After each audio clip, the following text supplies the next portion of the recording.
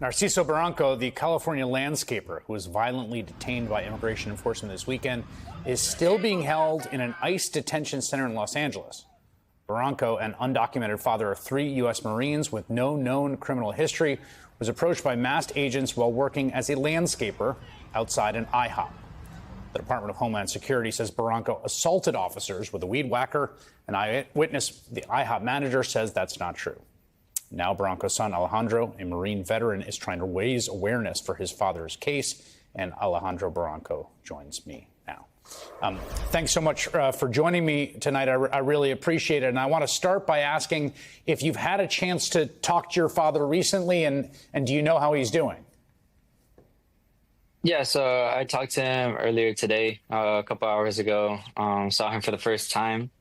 He looks beat up. He looks sad. He looks defeated. He's still in the same clothes as he was when they picked him up. There appears to be blood on his shirt. His shoulder is still hurting. He said he's massaged it himself, but has not received medical treatment for it. His eyes still burn. He's just in pain, and he's honestly really, really sad. How old is your father? He's 48 years old. And how long has he lived in this country? Since the 90s, most of his life. What kind of man is he? What do you want people to know about him? Obviously, there was a lot of talk in the campaign about immigrants who are threats to Americans, who are criminals and predators and dangerous. And I'm curious what you would want people to know about the kind of man your dad is. Yeah, he's just a hardworking guy. He's a kind guy. He's always been very helpful. He doesn't have any criminal record. He's not a threat to our community. He actually helps our community. He has us who are Marines. He always educated us well, taught us to be patriots, taught us to love our country, to give back. So it's not at all what they're describing. How did you find out about his detention, and what was your thought when you heard about it? Yeah, so I received a phone call from a Los Angeles number on Saturday at around 11 a.m. I didn't answer. I don't usually answer those calls. I saw the voicemail that came in. I listened to it immediately, and it was my dad. It sounds like they're telling him, speak. He just told me, hey, I got picked up. Can you and your brothers please go pick up my truck? And he said, I left my wallet, my phone. He's like, I don't have any way to communicate to you guys. Have you talked to your brothers, and do you have a kind of sense of what your family can do to at the very least, get him out of detention? Yeah, so we're currently finishing filing his parole in place, because it was something that he had already reached out to an attorney about. But it's just hard to find the time to do all that type of stuff, both my brothers being active duty and him working all day. But yeah, what we're trying to do right now is finishing that, and then hopefully get him out on bail. So we just want him home. Am I right that your brothers are at Camp Pendleton in California? Yes, they're at Camp Pendleton. And that's the Marine base that those 700 Marines have been taken from, who were then put through training, deployed by the president, right?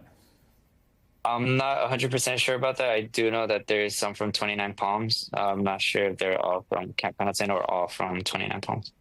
As someone who served this country, whose brothers are currently in active duty, and whose, I think, household clearly kind of inculcated a sense of patriotism and service in the 3 sons, what do you feel about your government doing this to your dad? I mean, those are federal officials. Those are people employed by our government that wrestled your dad to the ground and hit him. Yeah, I just don't think it's right. I don't think it's professional at all. I feel hurt. My heart's broken. I love my country. I love my dad. I love my family. I love the community. It's hard. I do feel betrayed at times. Have you talked to your brothers about this? Yeah. They're also mad. They're sad about the situation, and they wish they could do more right now. If you could have a conversation with the President of the United States, if he were to invite you to the Oval Office, you got to sit with him, what would you say to him? I would love to. I would love for him to understand where we're coming from, to understand people like my parents, to understand the very hardworking people in this country that come undocumented, but they're not here to cause problems. They're here to help us out. They're here to help the country out. They're here to give their kids, to raise their kids well, to respect this country. And just like myself and my brothers serve in law enforcement, military, whatever way is possible. Why do you think we've gotten to this point? Like, you've grown up in a community, I imagine your dad has, been working. I think he works like 7 days a week. It sounds like he's sort of cherished and really liked and depended on and counted on. You clearly have a kind of like stable home. Growing up in that household, did you feel worried about this ever happening to your parents? No, not at all. Not in the sense that we felt in the last couple months.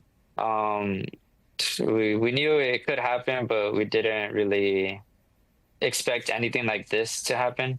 We did prepare my dad and my mom for this type of situation, but just the fact and the way that these guys handled it, we didn't prep my dad for guys to be coming in masks and civilian clothes with guns out and attacking him. And you and your two brothers were born here. Your dad has been here for almost 30 years, somewhere around there. Yes. Well, I think everyone watching this is really hoping that at the very least he can get out of ICE detention. We're going to continue to follow your story, and I really appreciate you taking some time, Alejandro. Thank you very much. Of course. Thank you. Alejandro Barranco, his dad, currently in ICE detention in Los Angeles.